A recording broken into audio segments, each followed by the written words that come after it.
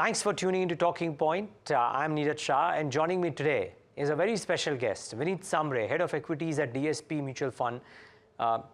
Let's try and pick his brains and know how he thinks about what could happen over the ensuing period. Vinit, great having you. Thanks for taking the time out. Hope all is well. Hi, Niraj. Good morning. Thank you for having me on the show. The pleasure is entirely ours, Vinit. Just love to understand, are you sanguine about the prospects of the markets looking at all that's happening globally and locally? Or are you, given a choice, sit a bit on the sidelines and wait for some clarity to emerge? So, Neeraj, I think the last 3 years have been pretty challenging from that perspective. When we look at the way the markets really have behaved, and I think overall what we are seeing is that two, three important changes in the market. One, there are very quick changes which are happening as far as the sectoral rotations are concerned.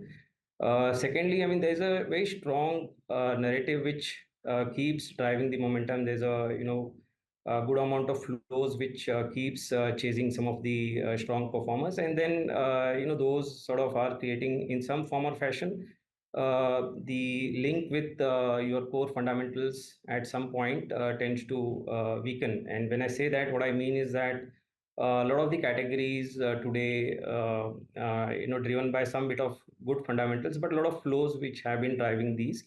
So they have seen, a lot of these segments have seen themselves trading at very rich valuations, high valuations, and still people are pretty okay about all of these things as the anticipation is that this type of growth will sustain over a long period of time. So what I'm really not worried about is whether our economy is in the right path or right track. I think that on that count, we are doing pretty well. All of the important segments are seeing investments taking place. And I think those should definitely give firepower in terms of the growth metrics for the companies, as I understand.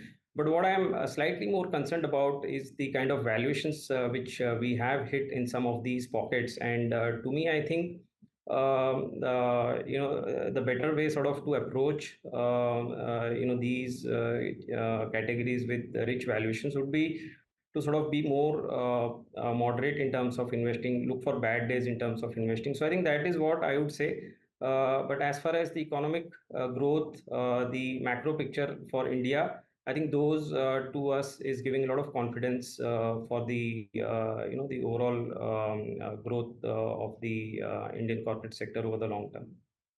Vinit, it's interesting behavior, and it's probably happened in the past as well. But when I look at the reaction this earnings season, right? I'm not asking you to specify names, but I'm just using them as examples, of course. A HAL, which has had such a great rally, comes out with splendid numbers, the stock rallies.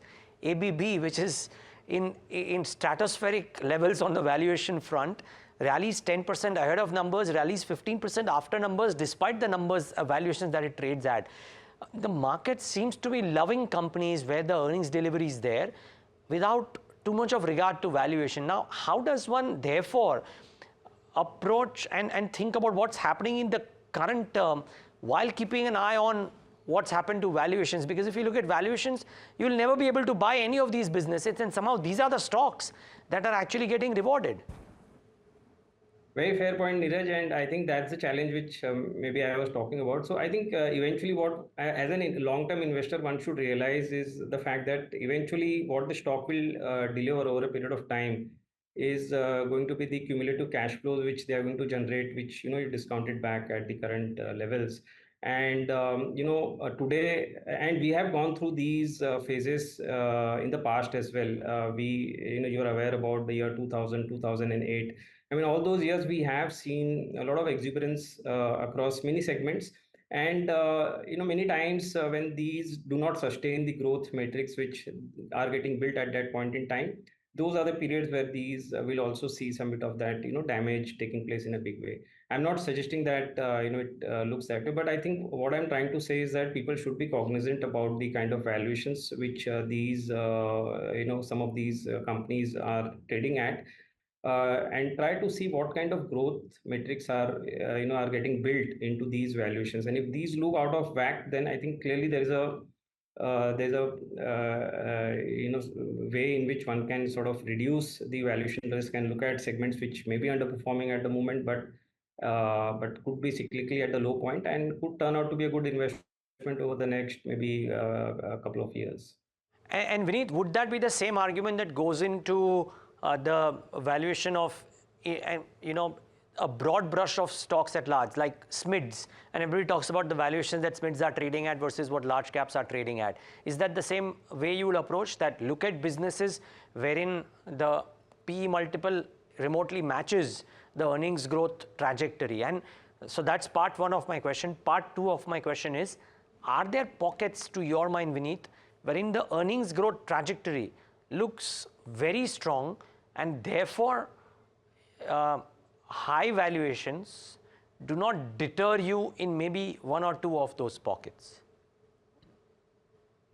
So I'll maybe pick up the second question first. So in some of these cases where we have seen inflection in terms of the growth, and largely these are companies within the engineering segment, defense, all the capex heavy businesses, power. Definitely, we have seen good fundamental change out there. The earnings have grown, the ROEs have inflected, and along with the good news keeps feeding into optimism, and it keeps driving the valuation multiple.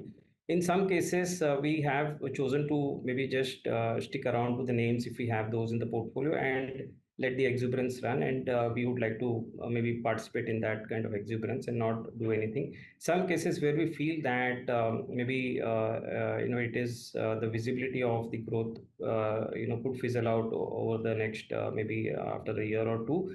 We would like to take that call of trimming some of those exposures. Coming specifically to the mid and small cap, definitely I think when we look at the valuations here, they are again at the high point, and in some form or fashion backed by fundamental changes which were taking place last 2 to 3 years. Clearly, the earnings growth for the mid and small caps have outperformed significantly over the last 2 to 3 years. But interestingly, I was observing the results which got announced, are getting announced for this quarter. And what I realized is that as you go down the market capitalization chain, the earnings growth at the lower end is actually slipping at the lower as compared to the large caps, and I think typically it is to do with the banking sector, which has still done well. But if we look at the earnings growth trend, I think there is clearly deceleration which is taking place to some extent in mid cap and a large extent in the small cap. So one has to be very clear that what kind of companies one is actually buying into in these spaces. It's going to be, I think, very micro bottom-up approach to follow over the next 2 years as we've gone past the high rate of growth in earnings, and we'll have to maybe now deal with more fundamental, changes which will keep driving the earnings for the select few companies which one should be focused on. Okay. Vineet, at the other end are businesses which are trading at, let's say, dirt cheap valuations or relatively cheaper valuations. Financials maybe form a part of that list. What happens here? I mean, for the longest time, people have been waiting for an uptick, and in equal measure I hear very good arguments, of course, about why financials may not show the kind of growth that we've been used to in the past. Credit growth, or rather the deposit growth is expensive. A lot of corporates have other options aside of banks to take credit, and therefore bank credit growth may not mimic capex growth. All of which seem valid arguments too. Why should one be constructive on financials currently? See, I think beyond the current dynamics for the financial sector, which I'll come to, one interesting way to sort of look at the outperformance is to plot the Nifty Banking Index and compare it to the Nifty Index. And when we do that for a long period of time, what we realize is that the banking sector, because of the underperformance, for whatever reasons, I think they have hit a low point as compared to the Nifty outperformance. And I think this is a point where, in the past, the sector has really outperformed the Nifty, and hence, from that data perspective, I think it is a good point to start with. Now, the other metrics which you spoke about, is clearly the credit growth trends have moderated a bit. It's not like it has come down to a pretty low level. I think from 18-19 we are looking at maybe 14-15 type of growth level, which is still a decent growth number, I would say, for an economy which is likely to do well, and that is the assumption over the next 5-7 years. I think banking is going to remain proxy to that, and hence from that perspective, to us, that's a good way to also play some of these investments which are taking place in India, and it could turn out to be a decent investment over a long period of time. Third most important matrix needed to look at is, in case of banking, I think the biggest thing which we keep looking out for is the where in the credit cycle are these banks. And when we look at the NPA level of these banks and the incremental slippages, I think it is giving us a lot of confidence. They have been at a decadal best in terms of those metrics, and incrementally also the signs are not giving us any alarming signals. So I think that is a good part for the banking sector. If these banks keep delivering 14-15% kind of growth at these valuations and the kind of ROEs these banks have, I think it should be a decent investment in my mind over the next few years. Only other point which I wanted to add, Neeraj, is why despite all these metrics is it underperforming? I think the ownership is also matters a lot. I think banks have been held by all kinds of investors, both foreign, domestic, in terms of their exposures were very high, and hence I think from that perspective, there are no maybe incremental large buying trends which are visible, which makes the sector look a bit more mediocre in terms of performance. In the note that DSP writes once a month, I reckon, which is Netra, one of the pieces, one of the many pieces that caught my eye, and Vinit, you would have played a telling part in this, but this chart which speaks about $1 trillion of annual investments, and your inference that the size of India's annual investments is becoming large enough for it to get your immediate attention. I'm guessing it's caught your immediate attention. Now, I would love for you to tell us what is the investment implication of this immediate attention.